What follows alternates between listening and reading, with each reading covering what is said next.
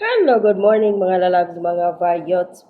Happy Monday everyone and magandang hapon Pilipinas, Luzon, Visayas at Mindanao sa mga kapwa ko rin po OFWs around the world. Pag-uusapan natin itong bagman daw ni VP Sara at makukulong na ba si VP Inday dahil nga may lumitaw na bagman na itong si Madriaga, no, Ramil Madriaga na nagsasabing dati daw siyang Vice President yung parang PSG, Vice Presidential Security Group, tapos kung ano-ano pang mga kaikikan doon na tumatanggap daw si VP Sara ng pera mula sa pogo, sa droga, nagiging bagman daw ito si Madriaga. Nakulong pala ito 1990s pa, tapos nakalaya noong 2003 ba yun? Tapos, paglabas, nangidnap ulit kasi kidnapping talaga sila mga magkapatid, pamilya na, no? Link sa kidnap for ransom sa mga mostly Chinese. Tapos, ayun na, ang sabi pa ay si Madriaga daw, bumisita daw doon si VP Sara kay Madriaga hating gabi, parang magnanakaw lang si VP Sara, no? Na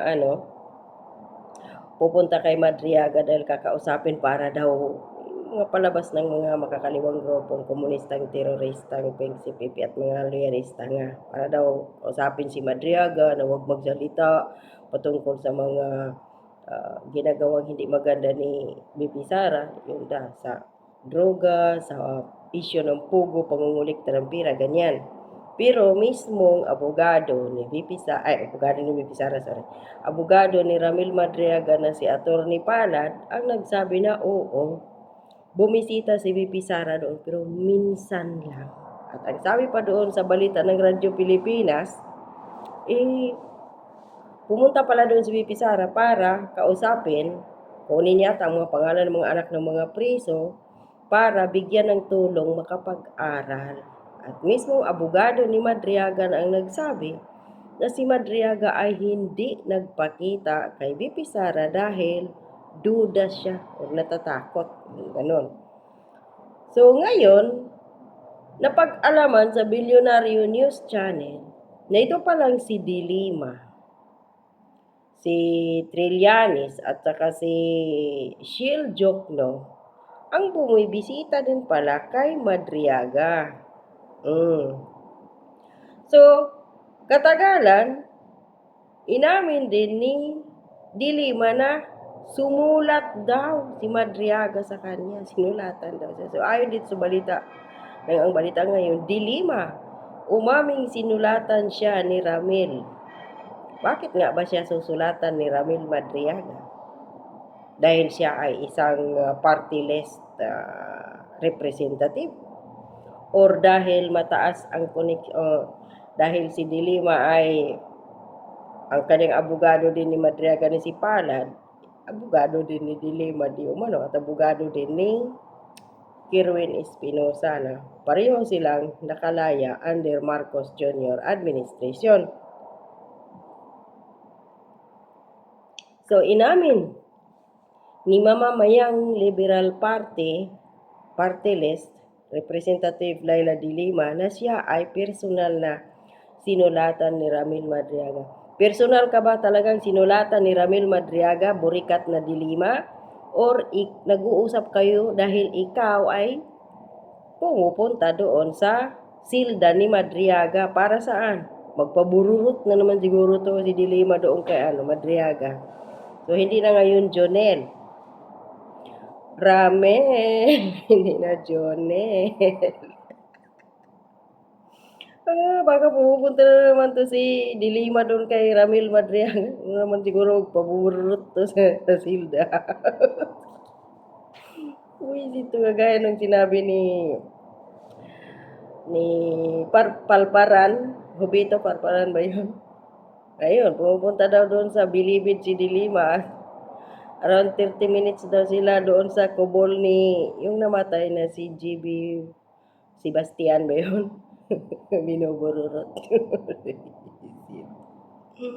So inamin na sinulatan daw siya ni Madriaga ang lalaking naglabas ng questionable affidavit na nag-uugnay kay Vice President Sara Duterte sa umano'y illegal na droga at pugo. Sa kanyang pagharap sa Saturday News Forum, sinabi ni De Lima na natanggap niya ang liham ni Madriaga noong Nobyembre 17 kung saan humihingi ito ng tulong kaugnay ng kanyang nakabinbin na kasong kidnapping sa Manila Regional Trial Court. So ano to?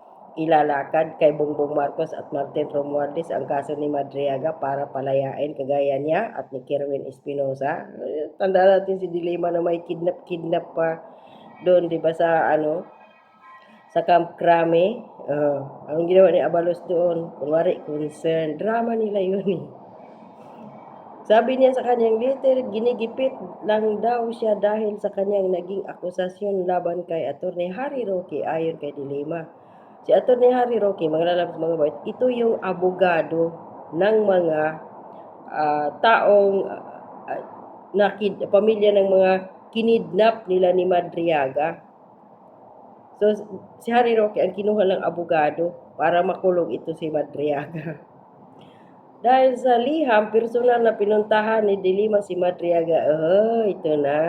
Kaya daw sa liham, yan niya pinuntahan si Madriaga sa Taguig. Kumukuha din siya ng istorya. Kasi na-booking na ito siya kasi doon sa billionario.com. Na bumisita sila doon. So, noong Disyembre 8 daw, kung saan halos 2 oras lang pinag-usapan ang nilalaman ng sinumpaang salaysay na to. Talaga, 2 oras talaga. Sinumpaang salaysay, 2 oras pag-usapan. Kasali na ba doon ang pagbururot? Ayon kay De Lima, hindi niya basta tinatanggap ang mga aligasyon. Sa halip, sabi niya, o sinabi niyang nagkaroon sila ng masinsinang pag-uusap kung saan kinwisto ni Madriaga tungkol sa detalye ng kanyang affidavit na kumalat sa media. So ngayon, mga lalabs, mga bayot, napag-alaman na ito palang si Madriaga ay hindi talaga sa sasaliksik ng mga tao. Napag-alaman na si Madriaga ay isang security guard. So hindi siya tawag dito PSG. So kino-combine ito pala ngayon na pag-alaman niya private security. Ito si Ramil Lagonoy Madriaga at meron din siyang certificate bilang certified security trainer. Tapos pinapakalat ng mga makakaliwang grupong komunistang CPP, Pink CPP, at ng mga Talyanista nga na ang PSG o Presidential Security Group at ang Private Security Guard ay iisa. Naku po. So, kuhaton lang, of course, si Boying ba? Si Risa Hontiveros o si Trillanes, kuha lang. Parang decoy lang ba? At mga witness Hontiveros kay Pastor Kibuloy. So, ngayon, si Bato-Bato, si Las Cañas, si Bicoy, at saka si Madriaga na ngayon. Kaya lang ginagawa ang witness. Pampanira kay VP Sara. Ay, Diyos ko po. Tandaan natin na kung si VP Sara ay kumukuha ng pira mula sa pugo at sa droga noong 2022 presidential at vice presidential election, tandaan natin sino ang kanyang campaign manager that time, di ba si Martin Romualdez, dahil lakas si Inday Sara dati tumakbo na partido. O sino si Martin Romualdez? O sino yung tumatanggap ng pira na yan para sa eleksyon? Dahil alam naman natin na during campaign, hindi nagsasama si VP Sara at si Marcos. Kanya-kanya sila. Si Martin Romualdez at si Marcos at si Lisa ang kumukuha ng mga pira mula sa mga grupo na yan. Kung pagpabasihan ang picture ni Madriaga at ni VP Sara, tandaan natin, may picture din si Bongbong Marcos at si Alice Goo na ngayon ay pinapakulong nila pagkatapos silang pakinabangan nila ni Marcos si Alice Goo.